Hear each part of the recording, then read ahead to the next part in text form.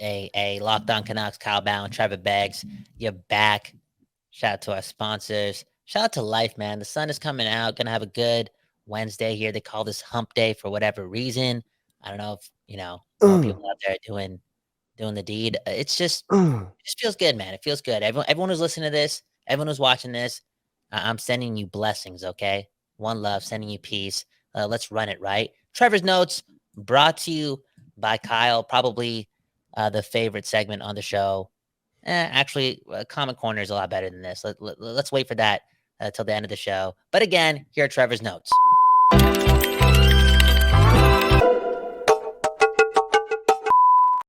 Okay, I see a whole bunch of notes here, and I just want to touch on one off the jump, and it might take the whole 7 to 8 minutes. I apologize for these college free agents that we're signing. I apologize to the college free agent that's played a couple games for the Canucks and is looking solid, blah, blah, blah. Henrik and Daniel, they called it quits 5 years ago. I was at that game. I was at that moment. They're still with the team, behind the scenes, sometimes on the ice with the club. Those two will always be favorites and always be people that I'm not going to shy away from talking about and spending minutes on. Henrik and Daniel, one love to you. Definitely had me closer to my brothers for real. If it wasn't for Henrik and Daniel, would I be such a bro dude? I don't know. I was talking to my homies about this yesterday, man. For real, for real. Don't get me wrong. I love my girl, I love my lady. So it's good times. I love my mom, I love my sister, all those things, right? But dude, I'm a bro, dude. I'm a bro first. Bros before what? I'm not gonna finish that sentence. Bros before what? I'm not gonna finish that sentence. But I'm that dude, and it's maybe because of Henrik and Daniel. Sedin, I think our relationship, Eggsy, is a lot greater because of those two. Well, yeah, I think you and I bonded. Well, we met each other and then bonded in 2011, based on the Canucks, and who was driving the bus for the Canucks at that point? It was Henrik and Daniel Sedin. I mean, again, when we talk about the mediocrity in this market, 8 years without a home playoff game, all that stuff, and the Sedins again, the tail end of the careers was a part of that. Again, I think you just want to see good hockey in this market, and that goes Mhm. back to our conversation about our championships the only thing that matter. I argued no because championships are really hard to get, but that caveat is that you need good hockey. You need something to cheer about. You need something to be excited about, where you can bond with your buddies. Watch some Mhm. playoff games. Henrik and Daniel brought that to Vancouver for a decade. Mhm. They brought that happiness. They brought that joy to fans. So, I miss them on the ice dearly. We're never going to see two players like them again. I was thinking about this. I think you probably. Oh, I think I probably know what you're going to say. Was this the greatest moment in Canucks history? Post 2011. Oh yeah, for sure. For sure, because of the way it ended, it was super magical. Everything was so in sync. Look at the timestamps on that final goal. Look who scored the final goal. It just made sense, man. It was a super well deserved miracle like moment. Not just for like an organization that has gone through a lot of BS and has deserved some of that BS, but just for two players that I think a lot of us can learn from because they took a longer route. I know times were different back in the day, but these were high picks, and it took them, dude. I think it took them like 7 years to be really important players. And in this day and age, you're going on waivers. You know what I'm saying? You're not even getting that second or third deal.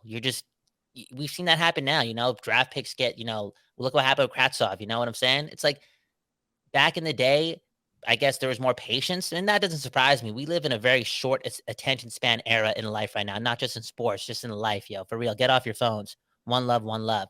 But it was just different. It was just different back in the day. And to see them take the long route and then excel to the point where they were the best players in the hockey in a time where Ovechkin and Crosby were still very much in their peak was I'm not going to say uncalled for because it was so well deserved, but it was never in the cards. But they just made it their thing. And when they started ripping it up in 05, 06, I believe, they just got better and better and better and better. And Begsy, we're older in this thing called life. And we have to we have to learn from that, okay? I know now again when a young man's game, 19, 20, 21, 22, that's your quote unquote peak. Nah, bro. Nah, bro. 29, 30, and 31. These are the sexiest times of our lives, Begsy. And I'm inspired. Why? Because we're talking about Henrik and Daniel. You're my brother. We're talking to my brothers. And these brothers were able to do it later in their careers. Yeah, a lot of bro talk right now, but it's a well deserved. And if you don't like the bro talk, you can blame Henrik and Daniel Sedin. And if you're blaming Henrik and Daniel Sedin for anything, you're an asshole. Ooh, I'm not even gonna bleep that out. It's just the truth. But nobody's doing that, man. Nobody's doing that. Nobody's blaming Henrik and Daniel for anything, really. It's hard to win in this game, and they got close. And could they have been better? Sure.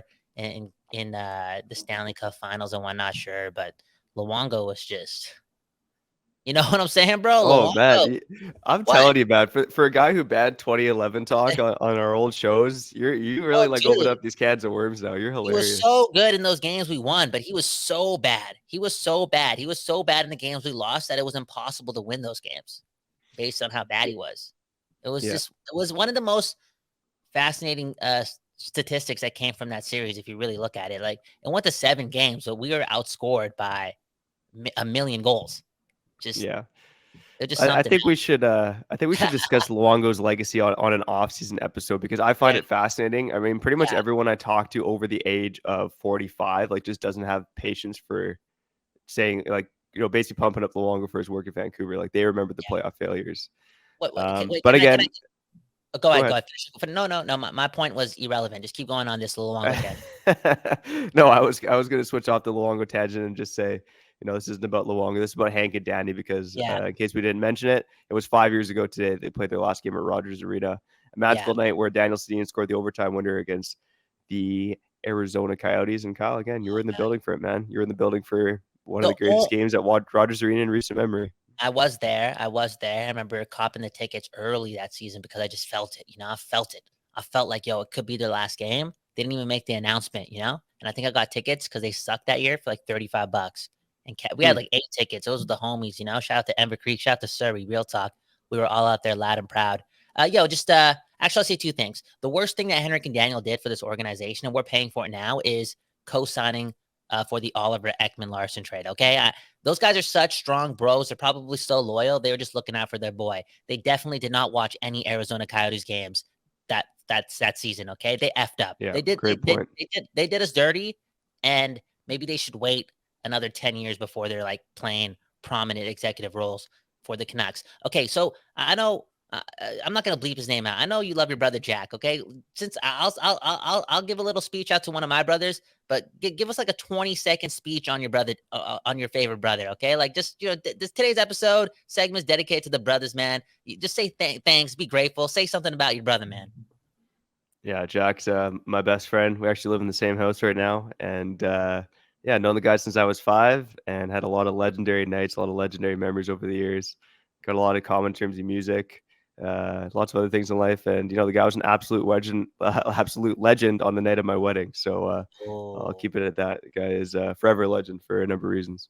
yeah, shout out to your brothers. I'm gonna dedicate this brother speech to who should I dedicate this brother speech to? I got so many brothers out there, man. So many brothers. I'm gonna dedicate this one. Actually, I'm gonna dedicate this one to a group of bros that I'm not really even that close with. I just bonded with them for like 10 minutes this Friday at the Fox Cabaret in Vancouver. They're a band called Uncle Strut. They're a local band. They've been doing work. Right. They've done over 50 shows in the last couple of years. They're seasoned. They're really good. They're really talented. Their numbers on online don't do justice because in person, and they have the fan base to prove it. Bro, they put on a show. I'll bleep that out. Uncle Strut, go check them out on Spotify, Apple Podcasts. They just dropped a song last week. The bros, you get what I'm saying? I spent like 10 minutes with them, and they felt like my brothers. That's the power of brotherhood. Hey, that's the power of Locked On Canucks. Kyle Bowen, Trevor Beggs. Who we shouting out next before we get to comment corner?